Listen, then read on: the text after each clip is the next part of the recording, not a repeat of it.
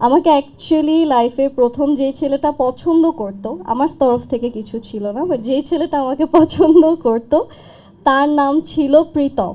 প্রথম নায়ক তৌসিফ ভাইয়াকে সিলেক্ট করা বা তার সাথেই কেন আমার কাজে আসা, আসলে ওই যে ভাইয়া তো ছোট করে শুরুতে বললো যে আমাদের আগেও একটা কাজ হয়েছে অল্প কিছুক্ষণের জন্য, আমাকে হয়তো আপনারা অনেকেই দেখেছেন বা ওই স্ক্রিনে আপনারা ফিল করতে পেরেছেন যে না আসলে কেমিস্ট্রিটা ভালো। অলসো আমি আমার অডিয়েন্স থেকে বিভিন্ন জায়গাতে কোনো ভিডিও যদি আমি পোস্ট করি ওটার নিচে কমেন্ট দেখতাম যে আপনাকে আবার কবে দেখতে পারবো, তৌসিফ ভাইয়ের সাথে একটা কাজ দেখতে চাই।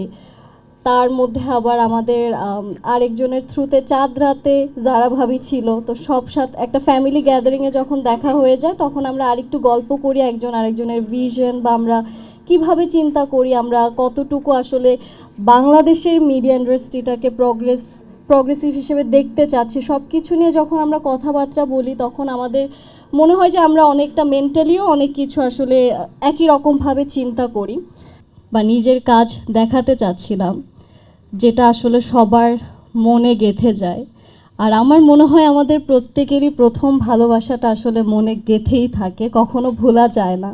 তো সব কিছু মিলে আমি এই কাজটা আসলে এটার জন্যই নেই, আমার মনে হয়েছে যে এই কাজটা আসলে মানুষের মনে থাকবে, আমাকে মানুষ মনে রাখবে।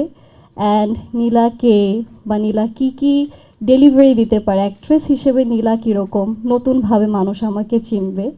আমাদের আসলে অনেক হার্ডওয়ার্ক গিয়েছে, অ্যান্ড আমরা আসলে সবসময় এটাই বিশ্বাস করি যারা আমরা এন্টারটেনমেন্ট বা মিডিয়া ইন্ডাস্ট্রিতে আছি, যে আমাদের অডিয়েন্স আসলে ভালো দেখাটা ডিজার্ভ করে।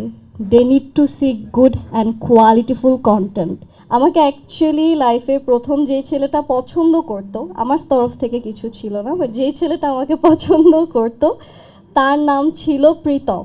এই ক্যারেক্টারে যেই প্রীতম, সেই ক্যারেক্টারে হচ্ছে গিয়ে মেয়ে হচ্ছে গিয়ে প্রীতমের পাগল, কিন্তু প্রীতম মনে হয় একটু গাছাড়া, তাই না? যেটা আসলে আমাদের রিয়েল লাইফে আমরা অনেক অপোজিট। অ্যান্ড এটা আপনারা আসলে বুঝতে পারবেন যখন নাটকটা দেখেন। আর আপনারা তো অলরেডি জিজ্ঞেস করলেন যে তৌসিফ ভাইয়া তো এরকম ক্যারেক্টার করে না, এরকম ক্যারেক্টার কেন? তো আমি বলবো যে এরকম ক্যারেক্টার আসলে এখনকার সময় তো আমরা এইসব জিনিসই বেশি দেখি, তো সব কিছু যাতে রিলেটেবল থাকে, অডিয়েন্স কানেক্ট করতে পারে, সব কিছু চিন্তা ভাবনা করে আমরা এটা শেষ করেছি। অ্যান্ড অবশ্যই আমাদের যে ডিরেক্টর রাখি ভাইয়া, আমাদের দুইজনের জন্যই খুবই আমরা একসাথে, এটা আমাদের প্রথম কাজ, বাট উই আর হোপফুল যে মানুষ যদি পছন্দ করে আপনারা আমাকে অবশ্যই আবার তাদের সাথে কাজে দেখতে পারবেন। কক্সবাজারের একটা শুটিং সিন আমাদের সেট বানানো হচ্ছিল, তো হঠাৎ বৃষ্টি। অলরেডি এখন হাসা শুরু। এখানে আমাদের সবাই আছেন, যারা যারা ছিল আমাদের টিম মেম্বাররা তারা আসলে বলতে পারবে আর তারা রিলেট করতে পারবে।